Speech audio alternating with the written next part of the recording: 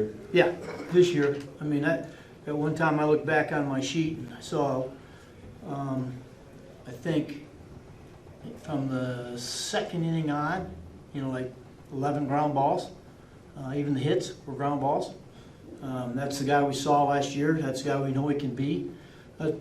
He threw the ball very well. I think, he just fed off his last outing where I think his confidence is back a little bit. So, and it helps to have your sinker back too, but he threw the ball very well.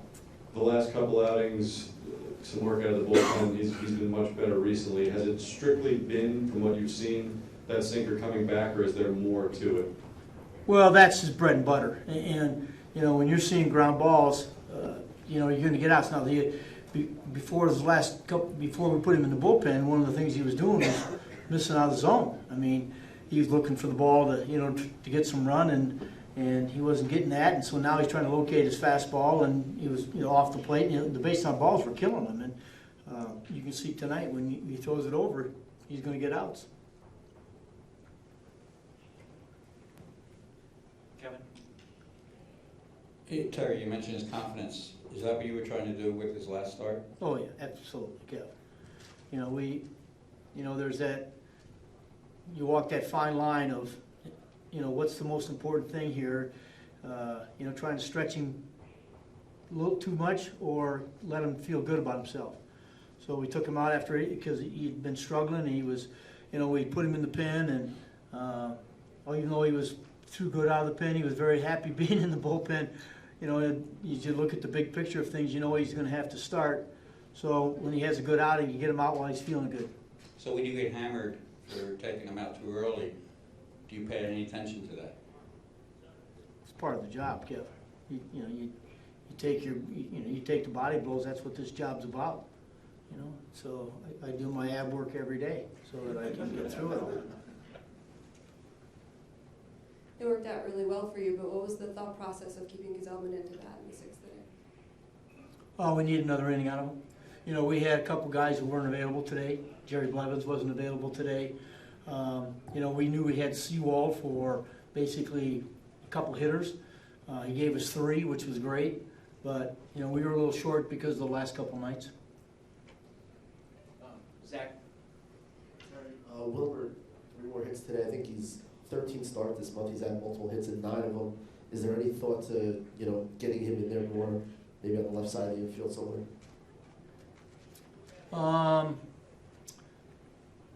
Not necessarily. I mean, I think we're trying to pick and choose our spots. I mean, today was an ideal situation. We're going to he'll be back in there this week. I got to give Hosey a day off. I think he played 17 in a row or something. So he's going to get a night off, and I'll put Flo over a third. But, you look at the matchups, and there's just like we saw last weekend. I mean, the left-handed hitters have done big damage, and we got some big hits. Hosey's swinging better. We just got Cabby back, and we know he can do damage. So, we'll get Flo some at-bats, and he's just right now been caught up in the fact that we see so much right-handed pitching. What did you see against righties? Well, I see the same thing. He's using the whole field. Zach, you go back to 2 years ago when in 2015 when he killed right-handed pitching, it's because he hit the ball right center field. And then last year, because of his limited playing time, he faced mostly lefties, and he learned how to start pulling the ball. And that's why he did such big damage against left-handers. And then right-handers gave him problems because they just kept throwing the balls away, and he was he was kind of geared up on the ball in. And this year he's gone back, and you look at a lot of his hits, they're to right field, they're up the middle. And that's where he can, his bat potential is outstanding. And I think the fact that he's played against some righties more than he did last year has helped also. John? So you said you need another inning out, but was your thinking about him, Gsellman, different than it was the last time as far as where he is right now? Yeah, I think he coming off that last outing, John, I think his confidence was there. I just said, I thought, hey, the last time out, he had a good game. He's having a good game now. He's got to be feeling good the way he's pitching, even in today's game. So I thought, we'll see if we can get another inning out of him.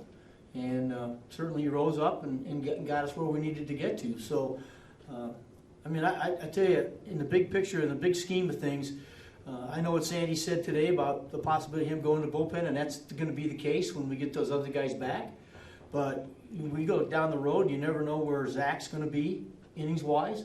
And you look way down the road, this kid's going to be a quality starter in this league, in my opinion. So I just, I was glad to get him through 7 innings. That's what I was gonna ask you though, these couple starts, they don't necessarily make you rethink the plan about who go or anything like that? No, they do not. Due to the situation with those two guys, they pretty much, when they get here, are probably going to start. And, Robert, as I said just a little bit ago with Kevin's question, he's pretty happy in the bullpen. And, I always look back and think about, I think in the big picture, he's got to be a start. But I look at John Smoltz. I mean, he went from starter to the best closer in the game, back to starting, and then, going from starter to reliever didn't hurt Dennis Eckersley any either.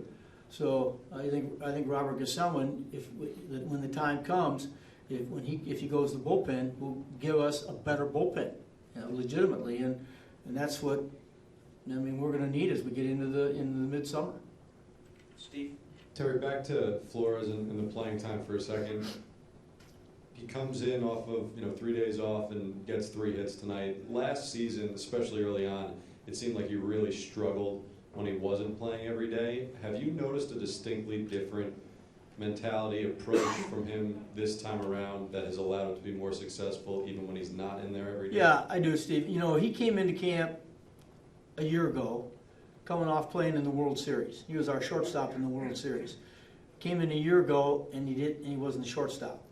And I think, this is just believe me, this is me. This is not him thinking. I just thought, he's probably a little down about the fact that hey, look, I was the shortstop on this team, and now I'm a utility infielder, and that, when you're young, you want to play. And I think that probably bothered him a little bit last year.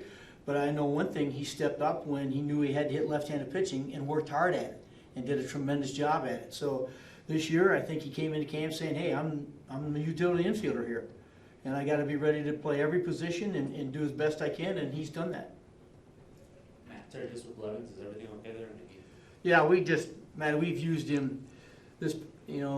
He's, even though the other night he only pitched in the second game in Pittsburgh, he's been up 5 nights in a row or 4 nights in a row and ready to go into a game. Last night, due to the situation, we got him up 3 times, which to me constitutes an appearance. Then he pitched the night before, and the night before that he got up and got ready, and the night before that he got up and got ready. So he came in today and said, I need a day.